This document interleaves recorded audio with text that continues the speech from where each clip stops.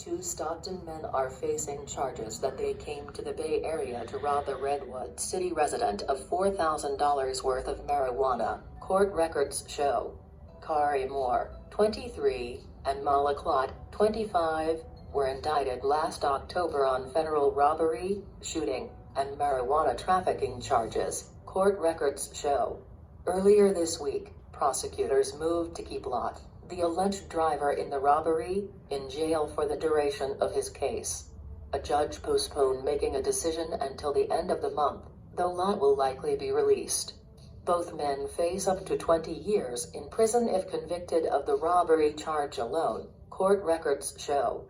Last November, a federal judge declined to release Moore, the alleged shooter, from Santa Rita Jail in Dublin, where both defendants are incarcerated on pretrial detention. The charging records allege that in April 2018, Moore and Lott traveled from Stockton to Redwood City to meet someone who was advertising marijuana on Craigslist. After examining the marijuana, they agreed to a $4,000 price tag, and both parties said they'd leave the parking lot where they met to get the pot and the money, respectively. The sellers left the area, got the marijuana, and returned, but Lott and Moore never left, according to court records. When the sellers returned, Moore allegedly brandished a gun while Lott tried to grab the marijuana, prosecutors say. The sellers attempted to drive off and Moore allegedly opened fire, striking a man several times and nearly killing him.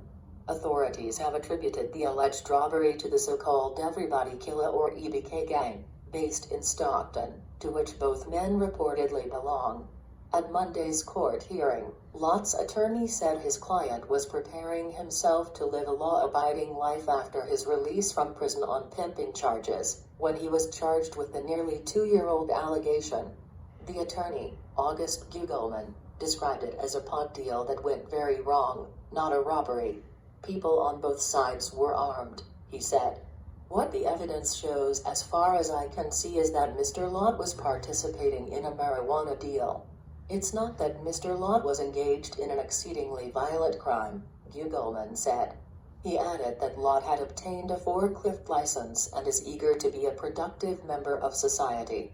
Prosecutors said in court Monday that they disagreed with Gugelman's assessment but didn't explain why.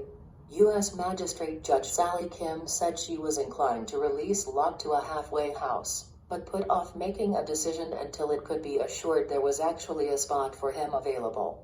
That means Lott will have to stay in jail until at least March 23rd, his next court date, records show.